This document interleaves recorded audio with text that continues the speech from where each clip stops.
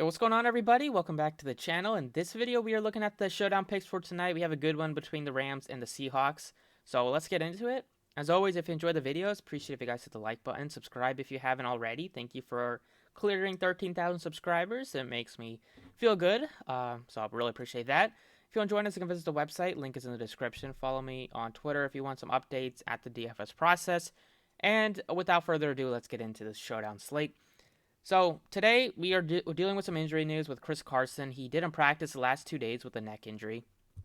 Looking at the snap counts from last week, even with him healthy, they still played Alex Collins a bunch because Chris Carson continued to struggle to kind of move the football, and Alex Collins came in and with some nice big runs. So I would not be surprised at all. I'm kind of under the assumption that Carson won't play today because he didn't practice the last 2 days. They probably don't want to tip their hand right now to the Rams, make them prepare to face Collins when they could still, lead them on their toes a little bit. So I'm expecting them to play Collins a lot more today. They'll throw in a homer on the third down, passing down, some of these passing down work. Occasionally get some DJ Dallas mixed in, but I expect them to be behind Homer and definitely behind Collins. So I'm under the assumption that Carson won't play today, which is going to open up a ton of value on the showdown slate. So that's going to be huge. Also, let's take a look at Gerald Everett. He missed last Sunday with the COVID-19 protocol. So it looks like he could play if he just tests negative one more time. So hopefully we get news on that pretty early on in the day. But other players, their rookie, he is out again, so he's still dealing with that concussion, which has cost him the last 3 weeks. But looking at the wide receiver snap counts for the Seahawks, so without Eskridge, you're going to see Swain fill in that third wide receiver role. He played only 45% of snaps. You got a bunch for Metcalf and Lockett, as you would expect, and then you got a couple for Hart and a few for Thompson. The tight end work, Disley was the main guy, but you also got Parkinson to play a bunch. A lot for the blocking, mainly. But I wouldn't be like we've seen so many showdowns where the backup tight end, catches a touchdown. So maybe if you think that's gonna happen today, you throw in Parkinson in a couple of your lineups. And then on the Rams side, you're gonna get a bunch of tight end getting a bunch of tight end snaps for Higbee, who played 80%. Munt is just there for the blocking. At running back, you got Henderson. After a lot of people were wondering if he's going to be splitting some time with Sony Michel, after dealing with that rib injury, he played 90% of snaps. So there is no real split between these two. McVay loves Henderson way more than Michel, and he saw that evident by last week. And the wide receiver, Kupp, Woods are on the field like the whole game. Van Jefferson is there, and then Jackson gives you some big play upside if he can break it deep, which he always has a shot to against any defense. But looking at the players today, Kupp is 12-4, so he's the most expensive player on the slate, more expensive than the quarterbacks. You have Metcalf and Lockett. Metcalf should draw Jalen Ramsey, so I would prefer Lockett, but I think everybody's going to prefer Lockett. So it's just a decision you're going to make. But personally, I would go Lockett over Metcalf based on the matchup here. Lockett has a way better matchup. I love Henderson against this defense. You can play him at captain if you wanted to. They give up a ton of rushing yards and a ton of passing yards. This Rams offense should move the football all night. And Henderson, just with how much he's on the field, not only for the running, also can catch passes out of the backfield. He's on their third down passing work as well. Woods is there as well. He caught a garbage time touchdown last Sunday. He's still yet to have like a huge week. 3 weeks he's gotten over 12, so that's fine. But the targets are way down compared to Kupp. I prefer Henderson over Woods, but I think Woods is in the mix. Carson is 66. We'll see if he plays or not. Like I said, I'm not thinking that he plays today. Below 6,000, you have Higbee, you have Van Jefferson, you have Swain, Jackson. Based on these four, all very similarly priced, at least these three. I prefer Van Jefferson, then Swain, then Jackson. Jefferson plays way more snaps than Jackson. And Swain gives you at least a little bit of big play upside. He caught that big touchdown last week. He had a solid one in week 2 with 68-yarder. So he's a big play threat downfield, but he's a little bit more of a tournament option. And then going all the way at the bottom here, Disley and Everett. I think Everett, if he clears, he looks fine at $4,000. Wilson does like to utilize a tight end. He was playing some pretty good football before that. Well, he had his best week before he had to miss last week in week 3. And then Collins is $3,200. He's going to be the chalk play if there is no Carson, and he has to be. And I think you can go with 2 Seahawks running backs in the same lineup if you wanted to. If there is no Carson, going with Collins, and then you can throw in Homer at only $1,000. So that makes a lot of sense. For me, I'm not looking at the defenses too much. I think it's going to be more of a higher scoring game. And that is basically it. Like, besides like having 1% of Hart or 1% of some of these fourth and fifth string wide receivers, they're just not players that I'm going to have in any sort of like single lineup. So looking at potential builds today, it's an interesting one because you can make a lot of things work.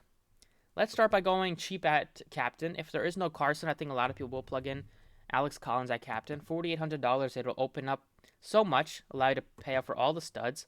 So you can get to Lockett, get to Matthew Stafford, even get to Cooper Kupp if you wanted to. You're not going to be able to get to Russell Wilson as well, but you can get to Henderson. And then you have $3,400 left. Maybe throw in the kicker here on the Seahawks. So this is a lineup that I think gives you a good amount of upside. You have Stafford paired with his number one weapon, even the number one running back. Then you have two of the main options for the Seahawks offense today with Lockett and then Collins if there is no Carson. So that's something you could do if you wanted to go to Homer instead, who's going to get some good work if there is no Carson. He's $1,000. Then you have $2,400 left to work with. You could upgrade from Lockett to Wilson and then still get to Henderson. If you wanted to get to both quarterbacks, this is probably the route that you could go with if you don't want to play a kicker. Or if you don't want to play 12-4 for Cooper Kupp, he's super expensive. You can play Tyler Lockett here instead. And then you'll have $4,000 left to upgrade from Homer to Everett if you wanted to do that if he does play. So I think a lot of people would go with Collins at captain, and I think that is probably the best approach if you wanted to maximize your flex. But if you're looking at, if Carson does happen to play and you're not able to play Collins at captain, looking at a lineup where you have like Matthew Stafford or like even like a Tyler Lockett at captain, still get to Matthew Stafford, still get to Henderson. I think you could still play. You can still play Collins because you still get some good work, and I wouldn't be surprised if Carson is in, they do like a 50-50 with Collins and him because Collins did play well. Now you have $6,300 left, so you can go with like Higbee here, $7K. You just miss out on like getting to Robert Woods, so maybe we'll go Van Jefferson instead.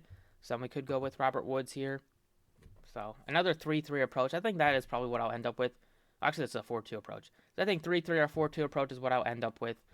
The Rams offense is a little bit, right now it's easier to get to them because we know that they're all pretty much in. The Seahawks, we're still waiting on Everett. We're still waiting on Carson. So it's a little bit more tricky to kind of plug in some of these guys. But in terms of the core plays, I do like when I had Collins at captain. So I think that is what I do just so I can get to all these superstars. So Collins, hopefully Carson is out. Get to Stafford. You can get to Lockett. And then even get to like Cooper Kupp. Still leaves with $5,900. So that is about it for the DraftKings side. Let's jump over to FanDuel. So over on FanDuel here, Stafford is the most expensive player on the slate. Then Wilson, then you have Cooper Kupp. So good price tag on Kupp. Henderson is more expensive than like Lockett and Metcalf. So he still looks fine, but I might like Lockett a little bit more than Henderson.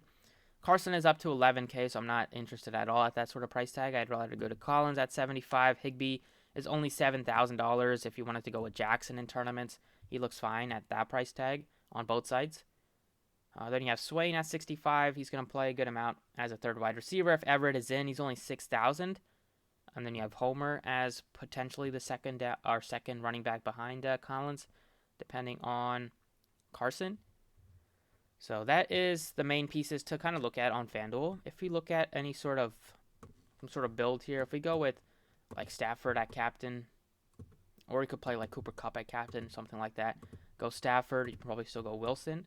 At least it was $7,250, so you're able to get to the top 3 studs, and then because you have so much value at the bottom, like you have Everett here at $6,000 if he plays, then you have $8,500, so you can plug in like Collins. You can even go upgrade from Everett to a $7,000 Higbee or something like that.